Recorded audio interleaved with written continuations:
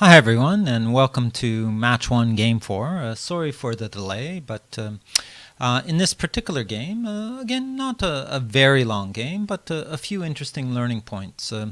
One kind of related to flexibility, and as I'll emphasize in the analysis, flexibility is one of those key principles in backgammon. And it's often flexibility that is lost when we're afraid and we end up bearing checkers or putting checkers where they don't belong because we're afraid of getting hit and that kind of thing. So look for that flexibility kind of theme within this particular match, and do keep it in mind as you improve your backgammon. Good backgammon players understand that maintaining your flexibility in the position is important if you can. Of course, there are other factors that get involved, and sometimes you have to sacrifice flexibility, right? But generally speaking, lower rated players tend to emphasize security and safety more than flexibility. So watch out for that. The other kind of interesting learning point from this match is the idea of slotting your bar point, right? Even though it could get hit by one of your opponent's back checkers. And when in this particular game gives you some idea about when that might be a good idea and some of the factors to think about when you do it. Okay, so enjoy the match, and be sure to let me know what you think in terms of comments and suggestions below the video. Thanks. Okay, so let's start game 4. Black leads 4 points to 1, so white is going to try to play a little more aggressively to try to get back into the match. Black gets the opening roll and makes the 3-point, and as part of that aggressive game plan, white brings down 2 checkers. It is interesting to note, however, that splitting is still quite viable in this position. It does, kind of bring up some contact and get ready for some fisticuffs, as it were. I think it's partially also related to the fact that Black's 8-point here has, it doesn't have any spares to, so if Black wants to make a point, then, with the stripped 8-point, they might have to let go of the 8-point. There might be return shots, that kind of thing. Yeah, generally, like when your opponent has weakened his 8-point, then splitting is generally a good idea, right, to keep an eye on it. But in this position, yeah, it's fine to just bring 2 checkers down. Okay. Black makes the 5-point. And again, you can see if white had split one of the back checkers, then this would not be as comfortable a move, right? It would give Black some pause because of the direct shot that Black would be leaving in that case. Well, the best point that white can make is the bar point, so he does it. Now, this is interesting. There's no doubt that there's strength, some positive aspects of having a 4-point home board, right? Especially with both of white checkers stuck back on the 24-point. But it does lead to some inflexibility on Black's behalf, right? That in the respect that Black doesn't have a lot of options once that point is made. He can play from the 24-point, he can play from the 13-point. So, in fact, XG does think that running in this case is the best option. And to preserve that flexibility, it's nice to escape a back checker. Yeah, again, a strong home board, certainly it's a big advantage. And yes, there's not a huge difference here. It's hard to really call making the 2-point a mistake, but that inflexibility is something that black will come up against fairly quickly in the game. So do keep that in mind, right? One of the principles of backgammon is to preserve flexibility as much as possible. This doesn't mean that you ignore other factors, but do keep that in mind as you improve your backgammon. You know, look for flexibility, you know, going forward if you can. But in any case, yeah, so black now has a 4-point home board, right? So generally speaking, you know, white has to be somewhat careful, but not too careful, as you can see from the next move, okay?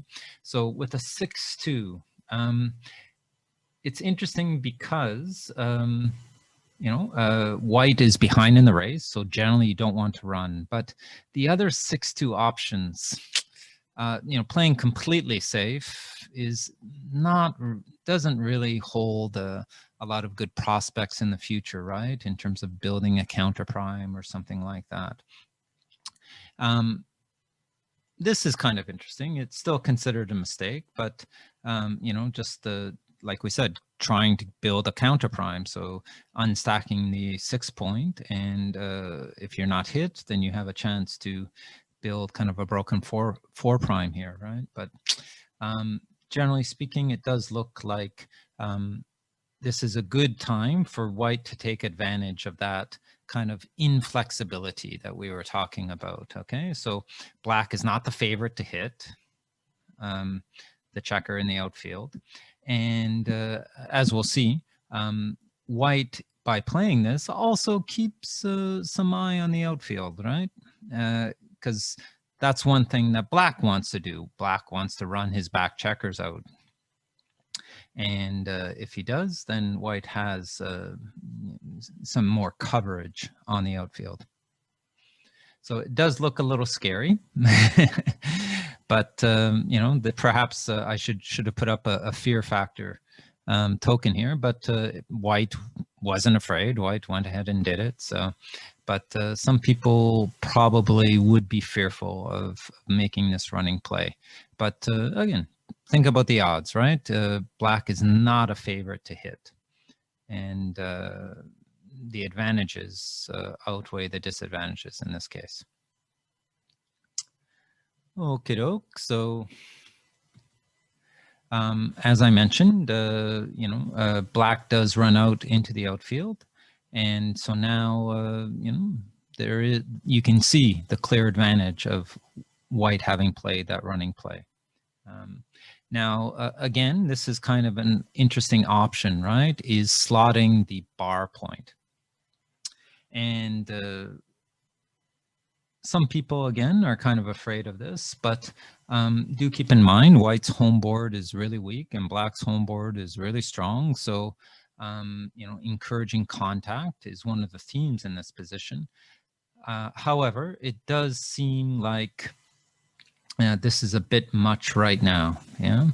And partly, we're going to see that it actually turns out to be the right approach a little later. And I think the difference is the race here, okay? So black has actually a bit of a racing lead. And so slotting the bar point doesn't make as much sense. Running makes more sense when you have a racing lead, right? And so there's not a huge difference here, and black's chosen move of running does have a slight advantage in terms of winning percentage and little fewer gammon chances, you know, being gammon, that kind of thing. But yeah, I feel that probably slotting here and splitting is considered a kind of mistake due to the race. Okay, so remember we said that XG really puts you know, a lot of consideration, a lot of emphasis on the race, and decisions are often based on that. So as we'll see in a minute. So black runs out and white hits, but White would have liked to have hit with the 6, of course, from the 16 point, but you've got to take what you get. So he hits and then jumps up, right? You don't want to leave too many blots floating around against a 4-point home board.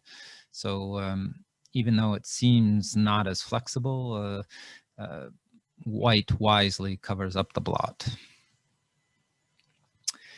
Black has not much else to do but just to jump, come out a little more in the home board, and White safeties that checker and adds an extra builder, right? So White is looking better now, but it's still pretty close. Yeah? Okay. Again, Black makes another bid for freedom, kind of thematic, right? Even though the race is closer now, this, again, flexibility, right? From the 13 point, it doesn't look so good, right? Because, you're going to land on that empty point with nothing to cover it directly. This does look a little risky, right? You have 3 blots and White is ready to pounce. And so it does make sense from a strategic point of view to run out. Partly because White would love to make some inner board points, right?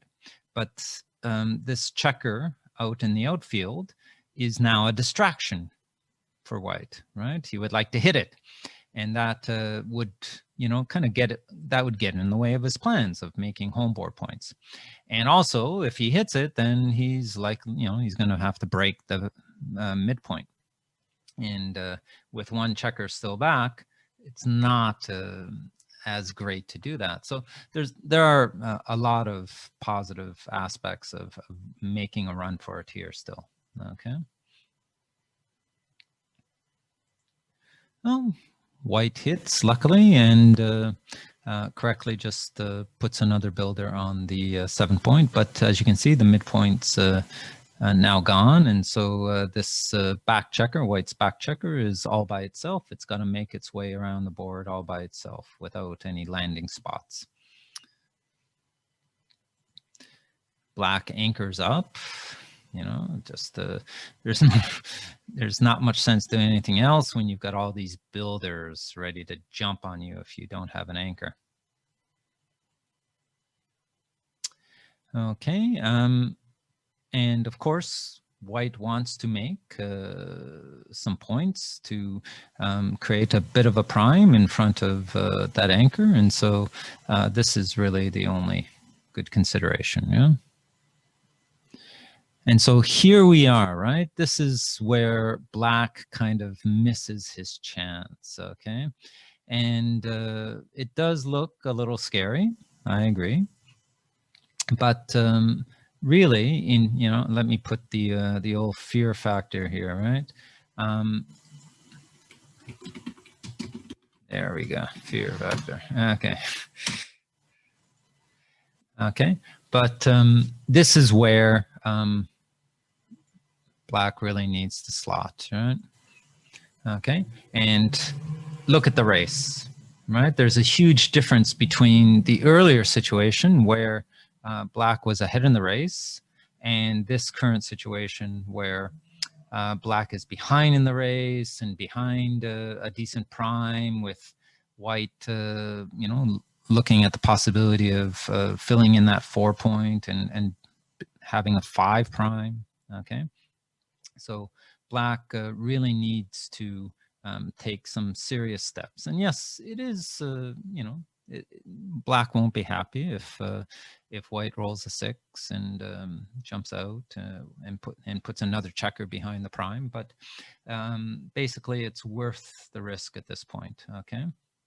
And Black does have an anchor, so the gammons are not too scary in this situation. And again, White's home board isn't hugely developed, right? So Black should be able to get in, maybe even hit back. It's possible, okay? So Black really missed his chance here. And yeah, there's probably some fear, right?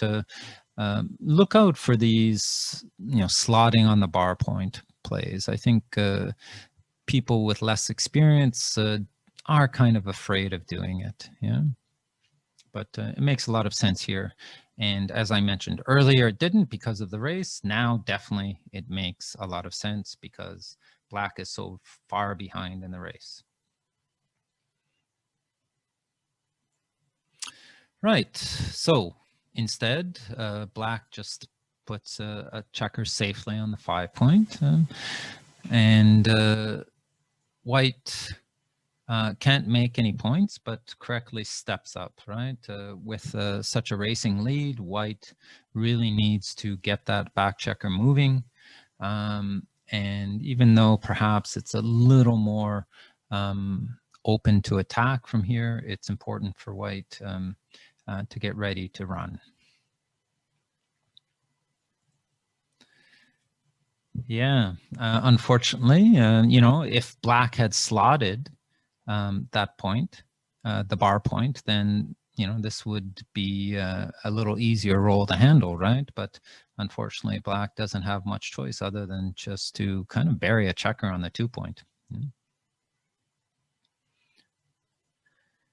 And White needs to make a bid for freedom here. I mean, there are no landing spots anyway, so you have to roll a pretty good number, a 6-4, 6-5, right? Double sixes, would put White under attack. So, anyways, you've got to make a run here and hope that you don't get hit. There's no real alternative, right? This is the only other alternative, and both of them involve jumping out. Just this one puts a blot on the 2 point, which it doesn't make much sense. And Black misses. Okay, and White misses the cube. And yeah, so why didn't White cube this? Well, I suppose one of the things that was influencing me here was that I think at a normal score, this would be, I suppose, quite an easy take, right? Because Black has an anchor and White's racing lead isn't huge, okay? But there are a couple things here, right? And White hasn't escaped his checker yet, right? So, but because of the score, White has to double more aggressively to try to get those 2 points, okay? And also look at Black's structure, okay? It's not ideal, right? So, the race perhaps isn't as close as White thinks it is. There's the gap on the 4 that might not get filled, and then you've got these checkers on the 2 point and 3 point already, okay? And those checkers on the anchor have a long way to go to get home. So it does make sense, especially at this score, right, to double this. And it's very possible Black would have taken this, right? It's not a huge mistake to take it, but it's a mistake. Again, the score is a bit misleading. Sorry, the racing lead is a bit misleading here. And so Black might also think, oh yeah, it's takeable. I'm not that far behind in the race. I have some shot equity. I have some racing equity, but the racing equity is not as strong as perhaps both White and Black might have thought. Okay, so this is a double pass actually, and White should have cashed. And he rolls a double 1, okay? And so, I probably White thought, oh, I guess I was right not to double this because I'm, I still can get hit, and Black could still turn this game around. But Black is now behind a 5 prime, so, and there is that gap on the 4, right, in Black's position. So even if white is hit, there are, it's going to be difficult for black to turn this around. So the double was right, despite the fact that black still has a chance to hit. But black misses, and then white clearly sees now that it's a double pass. Okay, and black correctly passes. Yeah, not too long a game, but there were some interesting points here, right? And you don't often see a situation where black has this strong home board with very little flexibility, right? So that was kind of interesting, something to learn from. And again, slotting the bar point, right, is something to keep in mind and something not necessarily to be afraid of. Yeah. Just think about the odds, think about how the game needs to develop. Okay. Think about what your best plan to maximize your winning chances are without much of a risk of a gammon. Yeah. So hopefully there was a good learning experience for you, and hope you'll come back to see how the match proceeds now that it's 4-2 and we go into the 5th game. Thanks.